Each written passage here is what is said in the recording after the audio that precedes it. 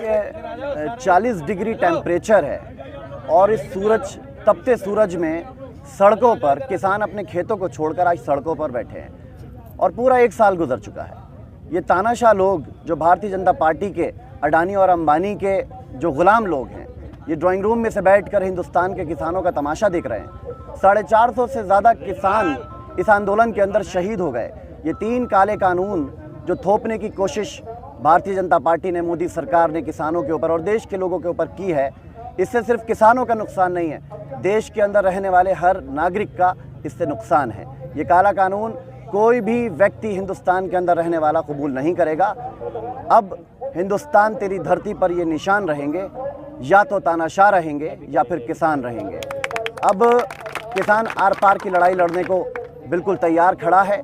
यह आंदोलन इस दुनिया का सबसे बड़ा आंदोलन है जिसको 1 साल आज पूरा हो चुका है और मुझे उम्मीद है कि किसान अपने खेतों को बचाने के लिए जो संघर्ष कर रहे हैं, देश के नागरिकों को बचाने के लिए जो संघर्ष कर रहे हैं, उसमें किसानों को और देश के लोगों को ज़रूर कामयाबी मिलेगी।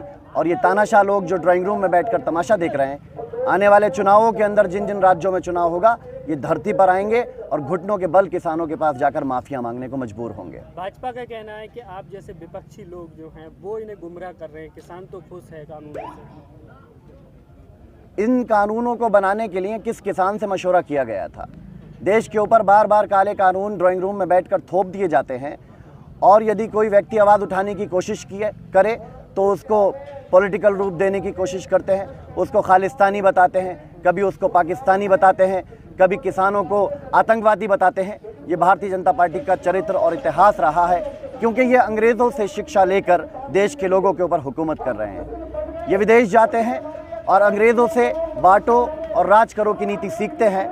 ये इसलिए बार बार तोड़ने की कोशिश करते हैं, लेकिन जितना ये तोड़ने की कोशिश कर रहे हैं उतना ही ये आंदोलन मजबूत होकर हिंदुस्तान की सड़कों पर उतर रहा है। इसी वजह से आज 40 डिग्री टेम्परेचर में हिंदुस्तान के अलग अलग शहरों में किसान आज सड़कों पर बैठे हैं। इसी क्रम में रामपुर में हसीब भाई की क़यादत में यहाँ पर बैठे हैं किसान, और आम आदमी पार्टी बहुत मजबूती से किसान आंदोलन का समर्थन पहले दिन से करती है और आज भी इनके साथ खड़ी है। लंबे समय से आंदोलन चल रहा है, लेकिन सरकार मांग मानने के लिए तैयार नहीं है कृषि कानून को रिजेक्ट करने की।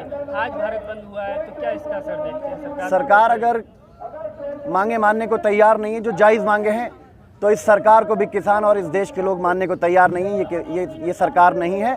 इस सरकार को पलट देंगे जिस जिस राज्यों के अंदर चुनाव आएगा, और यही किसान पलटेंगे। ये देश के अन्नदाता जो अपने खेतों में हल जोतते हैं, मेहनत करते हैं, सर से लेकर एड़ियों तक पसीना बहाते हैं, तब इन लोगों के पेट में खाना पहुंचता है। ये अडानी और अंबानी के गुलाम लोग हैं। ऊपर वाले ने चाहा तो इनको हार का सामना करना पड़ेगा। ये तीनों काला कानून 100% वापस लेना पड़ेंगे इनको। भाजपा का कहना है कि विपक्ष जो है किसानों पर राजनीति कर रहा है। विपक्ष राजनीति नहीं कर रहा है। विपक्ष का काम है मुद्दों को सही तरीके से जनता के बीच में रखना। जहाँ जहाँ जाति होती है वहाँ विपक्ष के लोगों को पहुँचना चाहिए। अकेले आम आदमी पार्टी का सवाल नहीं है। उन हर पॉलिटिकल पार्टियों को इन किसानों का साथ देना चाहिए जो हिंदुस्तान की एकता में विश्वास रखते हैं और हिंदुस्तान के हर कमज़ोर को, गरीब को, अमीर को, सबको साथ लेकर चलने की बात करते हैं। उनको इन किसानों के साथ आकर बैठना चाहिए। आप भी चुनाव लड़ रहे हैं, आम आदमी पार्टी चुनाव लड़ रही है यूपी में, तो किसानों के लिए क्या आपने प्रॉमिस, क्या वादे हैं, क्या घोषणा है? किसानों की कृषि कानून है, जिस तरह से दूसरे लोग कह रहे हैं कि अगर सरकार बनेगी तो इसको हम रिजेक्ट कराएंगे। निश्चित रूप से किसानों की बिजली फ्री करने का ऐलान आम आदमी पार्टी ने किया है और जो उनका बकाया है वो सारा बकाया माफ़ करने का ऐलान किया है।